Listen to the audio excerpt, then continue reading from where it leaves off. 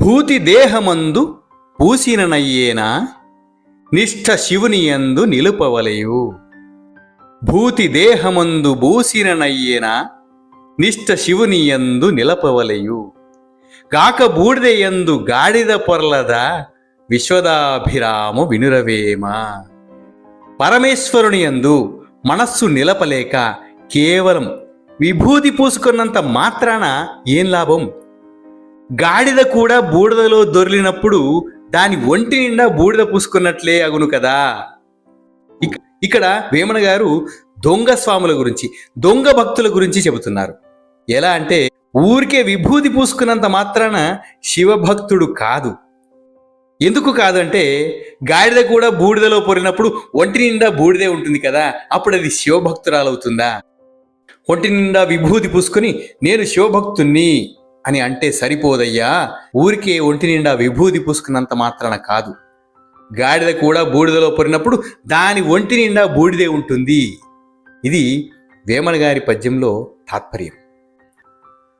మాల మేలు గుణము మంచిది కలిగిన, మాల మేలు గుణము మంచిది కలిగిన, మాల కూడు గుడుచు మనుజు కంటే, మాల కూడు గుడుచు మనుజు కంటే, గుణము మేలు కాని కులమేమి మేలురా, గుణము మేలు కాని కులమేమి మేలురా, విశ్వదాభిరామ వినురవేమ.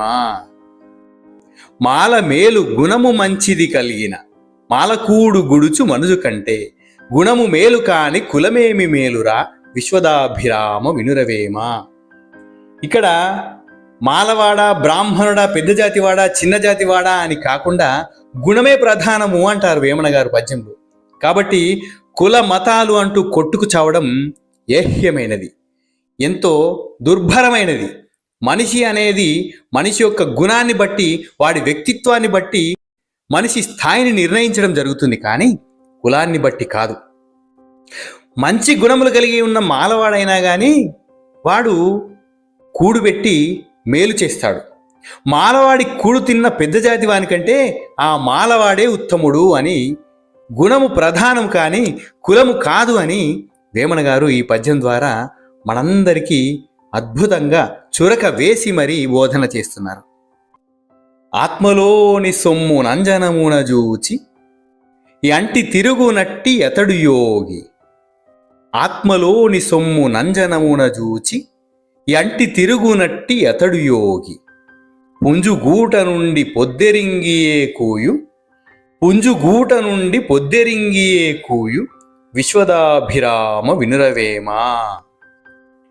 గొప్ప విద్వాంసుడు, తన ధనమేంటిది? ఆత్మజ్ఞానం. దాన్ని విజ్ఞానం అనో కాటుకతోటి చూస్తున్నాడు.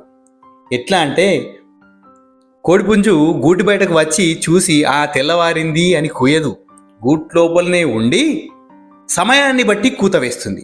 అట్లాగే ఆత్మజ్ఞాని కూడా అతను ఎక్కడ ఉన్నా సరే, ఏ గుహలో ఉన్నా సరే, ఏ ప్రాంతంలో ఉన్నా సరే, తన జ్ఞానాన్ని లోకవ్యాప్తం చేస్తాడు. అలాంటి వాడు నిజమైన యోగి. అతను ఎక్కడ ఉన్నాడు అనేది ప్రధానం కాదు, తన జ్ఞానము ఎంత మేరకు ప్రసరిస్తుంది అనేది ప్రధానం. అతను గుహలో ఉన్నా, హిమాలయాల్లో ఉన్నా, ఎక్కడ ఉన్నా కానీ తన జ్ఞాన సంపదను మాత్రం ప్రపంచవ్యాప్తం చేస్తాడు.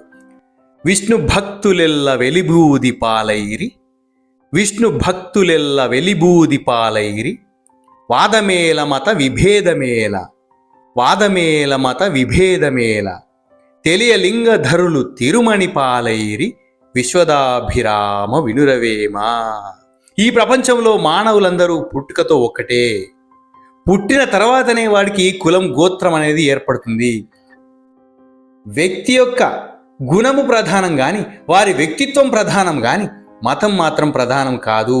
ఈ ప్రపంచంలో పుట్టిన మానవులందరూ పుట్టుకతో ఒక్కటే.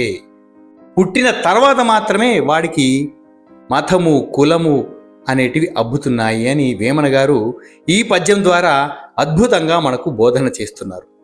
ఇక్కడ కూడా మత విభేదాల గురించి స్పష్టంగా పద్యంలో వివరిస్తున్నారు మన వేమన గారు.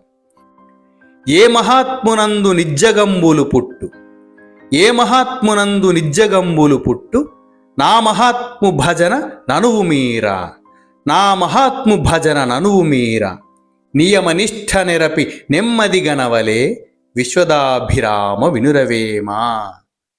ఏ మహాత్ముని వలన ఈ లోకములు పుట్టుచున్నవో, ఏ మహాత్ముని నుంచి ఈ ప్రపంచమంతా పుట్టుచున్నదో ఆ పరమాత్ముని గ్రహించి సేవించి విద్వాంసుడు నియమ నిష్ఠలతో మెలగి శాంతిని పొందవలెను.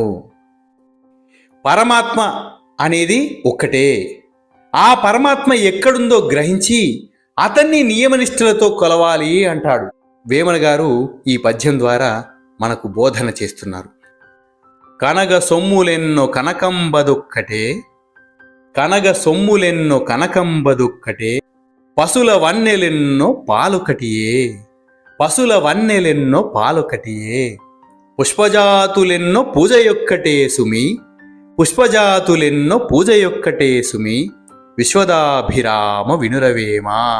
ఎన్ని రకాల పుష్పజాతులతోటి మనం దేవుణ్ణి పూజించినా, నైవేద్యాలు పుష్పాలు ఎన్నో రకాల అభిషేకాలు చేసినప్పటికీ పూజ మాత్రం ఒక్కటే.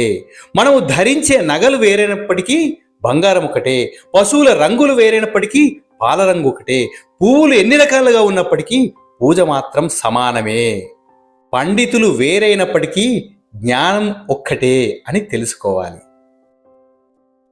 జాతి నీతి వేరు జన్మంబదొక్కటి, జాతి నీతి వేరు జన్మంబదొక్కటి, అరయ దిండ్లు వేరే యౌనుగాక, అరయ తిండ్లు వేరే యౌనుగాక, దర్శనములు వేరు దైవమౌనొక్కటి, విశ్వదాభిరామ వినురవేమా.